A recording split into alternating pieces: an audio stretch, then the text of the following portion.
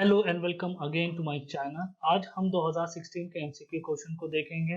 Last time हमने 2015 के MCQ देखे थे और मैं आपको बता दूं कि नेट के 2015 से लेकर 2020 तक के सारे क्वेश्चंस अपलोड किए जा चुके हैं। अगर आपको 2021 के भी सोल्यूशन चाहिए तो वो भी कमेंट कीजिए। और जो मुझसे जुड़े हुए थे टेलीग्राम पे, मैंने अपने सोल्यूशन ऑलरेडी वहाँ पे अपलोड कर दिए, इसलिए मैंने उसका वीडियो नहीं बनाया है क्योंकि वो ऑलरेडी डन हो चुका है।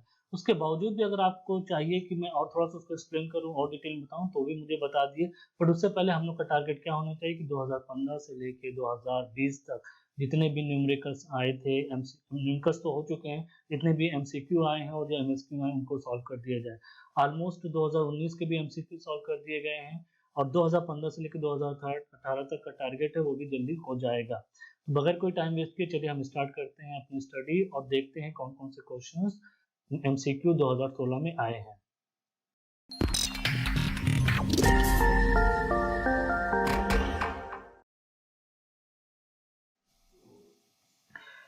तो पहला क्वेश्चन क्या कहता है कि the most abundant metal by weight से बात हो रही है इन द अर्थ क्रस्ट में सबसे ज्यादा मेटल की यहाँ बात हो रही है, एल्युमिनियम, Fe, Na, Mg। यहाँ पे पहले हमको दो चीज देखनी, दो चीज में क्या देखनी है कि जो हमारे अबंडेंट होना चाहिए, पहली बात वो अबंडेंट होना चाहिए और दूसरा वो मेटल होना चाहिए। ऐसा नहीं है कि Fe तो मेटल हो बट अबंडेंट ना हो। तो सबसे पहले आपको पता होना चाहिए कि कौन कौन से एलिमेंट्स हैं जो अबंडेंट हैं, तो उसकी सीरीज हम देख लेते हैं। यहाँ पे देख रही है, अगर आपने मेरे पुराने लेक्चर्स देखे होंगे और नोट्स भी दिया होगा तो मैंने उसमें आपको बताया था कि याद करने का तरीका क्या है।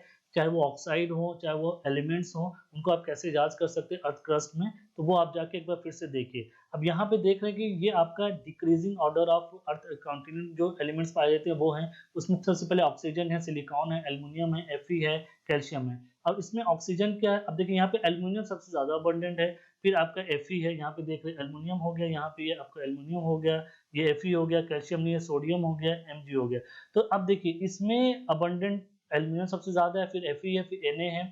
ठीक है, तो इसमें अब एलिमेंट कौन आपका मेटल कौन सा है वो देख लेते हैं। ऑक्सीजन जो आपका नॉन मेटल है, सिलिकॉन आपका मेटलॉइड है, एल्युमिनियम आपका मेटल भी है और अबंडेंट भी है, तो ये हमारा ऑप्शन होगा एल्युमिनियम। ठीक है, moving to the next question, the correct order of increasing stability of the mineral during chemical method. आपको पता है कि कोई भी मिनरल की स्टेबिलिटी चेक करते हैं तो वो किसको गवर्न करता है, बोवन रिएक्शन सीरीज को गवर्न करता है। अगर आपको बोवन रिएक्शन सीरीज याद है तो आप बता सकते हैं कि कौन कौन सा मिनरल कब कब बनेगा। जो सबसे ज्यादा लास्ट में बनता है वो सबसे ज्यादा स्टेबल होता है, वेदरिंग के केस में भी, फिजिकल वेदरिंग के केस में भी होता है, चाहे केमिकल हो चाहे फिजिकल हो।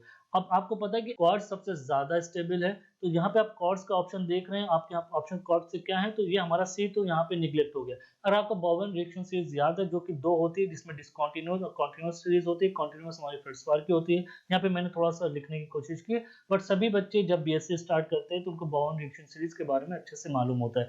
तो अगर हम बोवन रिएक्शन सीरीज देखें तो यहाँ पे ओलिविन आ गया, पहला ऑप्शन हो गया, पायरोक्सिन आ गया, पायरोक्सिन भी आ गया, बायोटाइड भी आ गया, बायोटाइड भी आ गया, क्वार्ट्ज है। तो ये जो हमारी सीरीज है ये हमारी the correct order of decreasing stability of the mineral during bevelling की सीरीज है। अगर आपको बोवन रिएक्शन सीरीज याद है तो इससे आप बहुत से क्वेश्चन कर लेते हैं। तो प्लीज मेरे फ्रेंड्स जाइए इसको जल्दी से याद करिए और ये रटा होना चाहिए। इसमें दो होती है, डिसकंटिन्यूअस सीरीज होती है, कंटीन्यूअस सीरीज होती है। कंटीन्यूअस सीरीज आपकी फेल्डस्पार के लिए होती है और डिसकंटिन्यूअस सीरीज में आपके ये मिनरल्स होते हैं। Moving to the next question, next question structure geography related है, बहुत आसान है। अगर आपने 7th 8th या 9th में भी ज्योग्राफी पढ़ी होगी तो उसमें बताया जाता है कि जो कॉन्टूर्स होते हैं, जो हिल होता है, हिल जब हम माउंटेन देखते हैं तो कहाँ पे स्टीप है, कैसे स्टीप नहीं है वो पता चलता है। तो स्टीपनेस ऑफ द हिल की जो होती है वो कैसे पता चलती है, कॉन्टूर इंटरवल से। आप ये समझ लीजिए अगर कॉन्टूर बहुत करीब करीब होते हैं, बहुत ज्यादा करीब करीब होते हैं, तो वो एरिया जो होता है कॉन्टूर का वो पार्ट, सॉरी माउंटेन का वो पार्ट स्टीप होता है। जब कॉन्टूर बहुत दूर दूर होते हैं तो वो आपका जेंटल होता है। तो यहाँ पे आप देख रहे हैं कि यहाँ पे कॉन्टूर इंटरवल बहुत ज्यादा है, स्टेप बहुत ज्यादा है, बहुत दूर दूर है, तो ये जेंटल पार्ट होगा। जबकि ये बहुत करीब है ये पोर्शन, तो ये स्टीप पार्ट होगा। अब ये पार्ट कैसे पता चलेगा कि कौन सा है, नॉर्थ है, साउथ है, ईस्ट है। इसके लिए आप देख सकते हैं कि आपका ऊपर नॉर्थ होता है, उसके अपोजिट साउथ हो गया, ये आपका वेस्ट हो गया, ये ईस्ट हो गया। तो यहाँ पे ये कौन सा पार्ट होगा, अगर मैं यहाँ पे नॉर्थ बनाता हूँ तो ये हमारा ईस्ट पार्ट हो गया, तो हमारा ईस्टर्ली जो आंसर होगा वो ये हमारा स्टीपेड स्लोप का होगा। Moving to the next question, gabbro contains much more aluminium. जो गैब्रो रॉक है उसमें एल्यूमिनियम बहुत ज्यादा होता है एज कम्पेयर टू पेरिडोटाइट। ऐसा क्यों होता है ये हम देखते हैं। पहले तो आपको गैब्रो का कंपोजिशन पता होना चाहिए कि गैब्रो में कौन कौन से मिनरल्स होते हैं और पेरिडोटाइट में कौन कौन से मिनरल होते हैं। चलिए देख लेते हैं उसमें हम।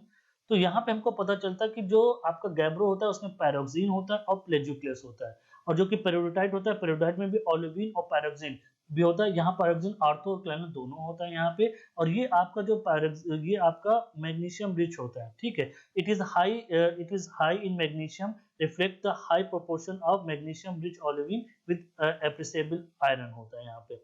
यहाँ पे आप समझिए, यहाँ पे आपके दो मिनरल्स कॉमन है पेरिडोटाइट में, ये ओलिविन और पैरोक्सिन इसमें भी है, और गैब्रो में भी पैरोक्सिन है। तो ये दो मिनरल हो गए, तो इनकी वजह से तो होगा नहीं, क्योंकि अगर पैरोक्सिन इसका एल्यूमिनियम बढ़ा रहा है पेरिडोटाइट का, तो गैब्रो का भी बढ़ाएगा। तो क्या चीज नहीं है, अब यहाँ पे देखिए आपको अर्थोपैरोक्सिन कलर पेंडेंस दोनों दिया गया, ये वाला। और अब देखिए यहाँ पेरिडोटाइट में पाया जाता है, गैब्रो में नहीं पाया जाता है। प्लेजियोक्लेस है गैब्रो में, जो कि हमारा पेरिडोटाइट में नहीं ना। अर्थोपैरोक्सिन है दोनों में, तो ये एक्सक्लूड हो जाएगा। ओलिविन गैब्रो में है, और सॉरी ओलिविन आपका पेरिडोटाइट में है और गैब्रो में ना। बट ओलिविन क्या है, एमजी रिच है, एल्युमिनियम रिच नहीं ना। इसका मतलब एल्युमिनियम बीरिंग जो मिनरल है वो आपका सिर्फ प्लेजियोकेस है। तो प्लेजियोकेस की वजह से गैब्रो आपका एल्युमिनियम रिच होता है एज कम्पेयर टू पेरिडोटाइट, तो हमारा ऑप्शन प्लेजियोकेस होगा। तो इस तरीके से ट्रिक करके करना है, कोई बड़ी चीज नहीं कर रहा हूँ मैं थोड़े थोड़े जो कॉन्सेप्ट है उनको ऐड करता हूँ, फिर देखने की कोशिश करता हूँ कि क्या स्ट्रेटेजी बन रही है या क्या कॉन्सेप्ट बन रहा है। तो आपको हर चीज के बारे में थोड़ा थोड़ा पता होगा तो भी आप कर लेंगे। ये सब मेन मिनरल्स हैं, इनको कम से कम याद कर लीजिए। मेन रॉक टाइप है, अगर आप टिरेल का पेज नंबर 108 पे एक टेबल दी गई, वो टेबल अगर आप देखते हैं उतनी भी रॉक आप याद कर लेते हैं तो बहुत ज्यादा हो जाता है। वो रॉक किस किस मिनरल से बनी हुई है वो बहुत जरूरी है, प्लीज उसको जाके याद करिए। Coking coal in India is found in, हमारे पास दो तरह का कोल है, एक कोकिंग कोल है, नॉन कोकिंग कोल है। अगर आप इसको कायदे से देखेंगे तो coking coal production by state हमारे सबसे ज्यादा झारखंड में होता है, फिर वेस्ट बंगाल है, फिर आपका मध्य प्रदेश है। जबकि नॉन कोकिंग कोल क्या होता है, वो कहाँ कहाँ मिलता है, वो हमारे छत्तीसगढ़ में है, उड़ीसा में है, मध्य प्रदेश में भी है, झारखंड, और ये डिक्रीजिंग ऑर्डर है। झारखंड दोनों में है, बट झारखंड में कोकिंग कोल बहुत ज्यादा मिलता है as compare to non coking coal. तो हमारा ऑप्शन हमको देखना पड़ेगा कि क्या होगा। हम एक एक यहाँ पे बात करते हैं। जो माइंस है उनकी, ये नेवेली लिग्नाइट से बनी हुई है, फील्ड ऑफ डोर डिस्ट्रिक्ट की है। फिर हमारे पलाना पलाना जो कि इसमें भी लिग्नाइट मिलता है, इन बीकानेर डिस्ट्रिक्ट राजस्थान। अब ये बात है कि बीकानेर जो होली बीकानेर है 250 मेगावाट जो थर्मल प्लांट है, ये इसी पे डिपेंड करता है वहां पे। फिर उसके बाद हमारा Jharia, Bokaro, Giridih and Karanpura are the major coal field. ये आपको यहाँ पे कोकिंग कोल मिलता है, जबकि ये लिग्नाइट लिग्नाइट दे रहा है, जबकि आपको पता है लिग्नाइट इतना ज्यादा फिजिबल नहीं है, इकोनॉमिकली नहीं है जिसको आप यूज कर सके। तो झारखंड हो गया, तो हमारा ऑप्शन तो झारखंड हो गया। अब हम गर्म पानी मेघालय में भी देख लेते हैं। ये यहाँ पे भी आपको लिग्नाइट मिलता है जो कि टर्शरी एज का होता है। ये आपको कहाँ मिलता है, गारो खासी और जयंता हिल में आपको मेघालय में मिलता है। तो हमारा ऑप्शन झारखंड हो गया। मैं इसका बहुत आसान तरीका आपको बताता हूँ। आपको क्या करना है, 9, 10, 11, 12 किसी की भी ज्योग्राफी के बुक में इसमें मिनरोलॉजी, उसमें आपको मिनरल्स, मेटलर्जी एंड मिनरल्स का एक चैप्टर होगा ज्योग्राफी का, उसमें आपको दिया होगा कौन कहाँ का रिसोर्सेज है, तो उसको एक बार चार्ट देखिए, उससे आपको कुछ ना कुछ तो आइडिया हो जाएगा कि कहाँ कौन कौन से मिनरल कहाँ कहाँ मिलते हैं। Moving to the next question, ये बहुत ही सिंपल क्वेश्चन है, मैं बहुत बार बता चुका हूँ। The amplitude of ground motion during an earthquake of magnitude R in richter scale is how much time more than that of the magnitude 5। आपको पता है एम्पलीट्यूड को माइनस करना है, उसके बाद जो आता है उसको आप 10 से, जो होता है एम्पलीट्यूड डिफरेंस को 10 की पावर कर देंगे तो आपका आंसर हो जाएगा। तो हमारा आंसर 100 होगा, इसलिए मैंने इसको सॉल्व नहीं किया, बहुत बार हम लोग कर चुके हैं इसको। The field arm of continental drift is called, ये डिफिनेशन है, आपको पता होना चाहिए कि जो फील्ड आर्म होता है कॉन्टिनेंटल ड्रिफ्ट में ट्रिपल जंक्शन में होता है, और उसको हम एलोकेजन बोलते हैं। और हम सबको देख हॉट स्पॉट भी पता है आपको, हॉट स्पॉट क्या होता है, hot spot is an area on the earth over a mantle plane, mantle plane के ऊपर जो पोर्शन पाया जाता है उसको हम हॉट स्पॉट बोलते हैं। हॉस्ट और ग्रेबन क्या होता है आपको पता ही होना चाहिए। हॉस्ट और ग्रेबन एक तरह का स्ट्रक्चर होता है कि जो नॉर्मल पार्ट से बनता है।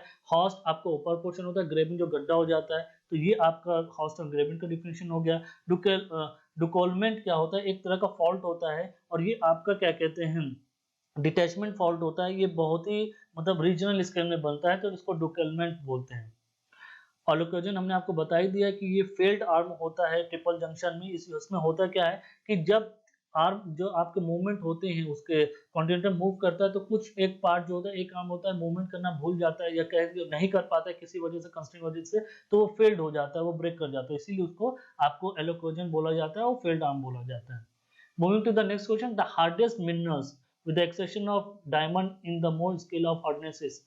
मिनरल्स की बात कर रहे हैं, वो किस में होगा, मतलब जो मिनरल होगा हार्डेस्ट, आप अगर आप पहले बात तो देख लीजिए, ये हमारी इसको याद करने के लिए भी मैंने वीडियो बनाया है, उसमें आपको जान देखिए मैंने बताया कि आपको कैसे कैसे मिनरल्स को याद करना है, उसका भी मैं वीडियो बना चुका हूँ। निमोनिक के बहुत आसान तरीका मैंने बताया है कि सारे मिनरल्स को याद करने का। इन्होंने कहा है कि आप डायमंड को भूल जाइए, डायमंड को भूल जाते तो उसके बाद हार्डेस्ट मिनरल कौन सा बचा हमारा, कोरंडम। ये जो कोरंडम है सबसे ज्यादा हार्डेस्ट है एज कम्पेयर टू अर्थ, और ये कोरंडम किसका बना है, Al2O3, उसमें Al2O3 केमिकल फॉर्मूला पाया जाता है। इसका मतलब ये क्या हो गया आपका आंसर, कोरंडम ऑक्साइड। ये तो हमारा ए हो गया, तो कोरंडम जो है ऑक्साइड का है, इसलिए हमारा आंसर ए होगा, Al2O3 ऑक्साइड है, इसलिए यहाँ पे हमने ए डाला है। अब इसमें आप देखिए, अब यहाँ पे हो सकता है कि नेक्स्ट टाइम कुछ और पूछ लें, तो इसलिए मैंने सारे फॉर्मूले यहाँ पे लिख दिए हैं सबके। उसमें आप देख लिए कि वो ऑक्साइड है कि सिलिकेट है, जैसे ये आपका सिलिकेट है, ये भी ऑक्साइड है। इसी तरह आप ये कार्बोनेट है, तो इस तरह आप फ्लोराइड है, इस तरह आप देख लिए कि कौन कौन सा मिनरल किस किस कैटेगरी में आता है। देखिए आपको इंडिविजुअल कोई पढ़ाई नहीं करनी है कि हाँ चलो हम क्रिस्टल केमिस्ट्री पढ़ रहे हैं तो हमको बस वही पढ़ना है, हम मिनरल के बारे में पढ़ रहे हैं तो सिर्फ हमको मिनरल की टाल की हार्डनेस की बात कर रहे हैं। आप उसको कोरिलेट करके करिए, हर चीज को लिंक करके करिए। अब जैसे मोर स्केल है, मोर स्केल 1 है, इसमें क्या होता है, टाल्क होता है। टाल्क किसका बना है, Mg3SiO4। अच्छा ये सिलिकेट हुआ, ठीक है, जैसे सिलिकेट हुआ तो ये किस किस क्रिस्टल सिस्टम में आता है, उसको देखिए। अच्छा क्रिस्टल सिस्टम में आ गया तो किस फॉर्म में आता है, तो इस तरीके से बना बना करिए। एक चीज आप पढ़ते हैं तो आपको बहुत सी चीजों के बारे में पता चल जाएगा। ब्रेक कर करके मत पढ़िए, हाँ चलिए अब हम टाल्क पढ़ रहे हैं, टाल्क जिसम कैल्साइट, इस तरीके से नहीं। तो आप उसको आपको खुद देखना पड़ेगा कि ओरिजिन कहाँ से हुई, इससे आपका काफी कॉन्सेप्ट क्लियर होगा। अब जैसे ऑर्थोक्लेव फेल्डस्पार है, तो ये किस सीरीज में आता है, बाउल रिएक्शन सीरीज में भी आता है, तो वो डिसकंटीन्यूअस में आता है, कॉन्टिन्यूअस में भी आता है, तो इस तरीके से याद करेंगे। अब ये ऑर्थोक्लेव्स है, ये KAlSi3O8 हो गया, तो आपको पता है कि ऑर्थोक्लेव्स हो गया, प्लेजियोक्लेव्स में भी होता है, उसमें और भी फेल्डस्पार होते, तो वो क्यों नहीं आते, तो इस तरीके से करिए तो आपका खुद का कॉन्सेप्ट क्लियर होगा।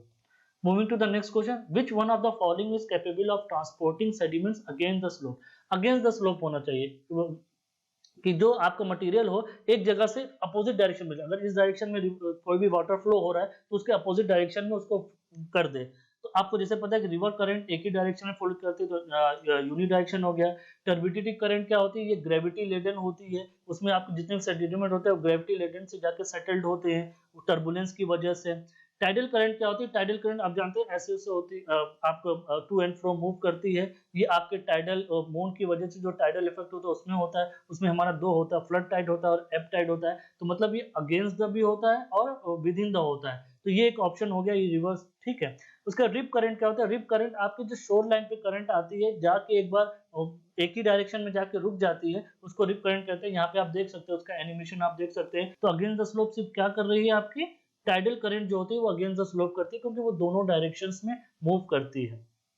तो हमारा ऑप्शन क्या होना चाहिए, टाइडल करंट। आज का हमारा आखिरी क्वेश्चन है, which is the most abundant ion in the normal sea water. Normal sea water में आपको पता होना चाहिए जो आयन होते हैं, जो जो सी वाटर आयन होते हैं वो कितने परसेंट होते हैं। आपके 3.5% जो होते हैं सी वाटर में आपके सैलिनिटी होती है। सैलिनिटी किसकी वजह से होती है, जो नमक होता है, कहा जाता है ना कि नमक की वजह से, पानी में नमक होता है तो सैलाइन हो जाता है, सैलिनिटी होती है। उसी तरह जो सी वाटर है, सी वाटर में भी आपके क्या कहते हैं, नमक की ही तरह एलिमेंट्स होते हैं, उसकी वजह से सैलिनिटी बढ़ती है। वो कौन कौन से होते हैं ये देख लीजिए, ऑक्सीजन, क्लोरीन, क्लोराइड हो गया, सोडियम हो गया, और भी पोटेशियम हो गया, ब्रोमाइन हो गया, तो इनकी वजह से उसकी सैलिनिटी बढ़ती है। सबसे ज्यादा कौन सा होता है, क्लोरीन होता है 1.94, सोडियम 1.8 होता है।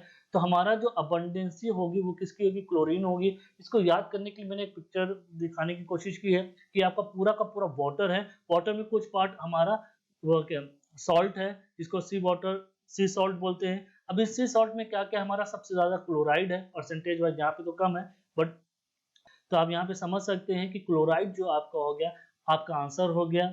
और इसको याद करने के लिए आप कोई अगर निमोनिक बनाना चाहे तो बना दिए, और मुझसे भी जरूर शेयर करिएगा।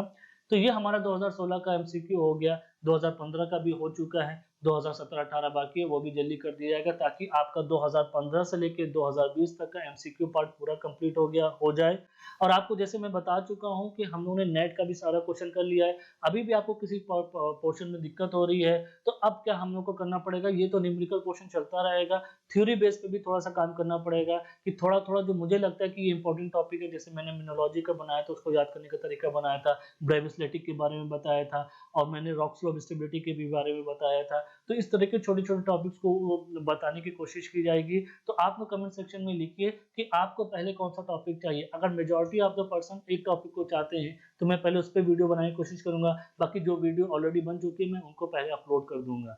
अब कोशिश यही रहेगी कि जितनी जल्दी हो सके हम लोग को सारा कोर्स कवर करना है और बहुत अच्छे से पढ़ना है, समझ के पढ़ना है। जैसे मैंने आपको बताया एक ट्रिक पढ़ने का तरीका कि कोरिलेशन करके पढ़ना है। Thank you.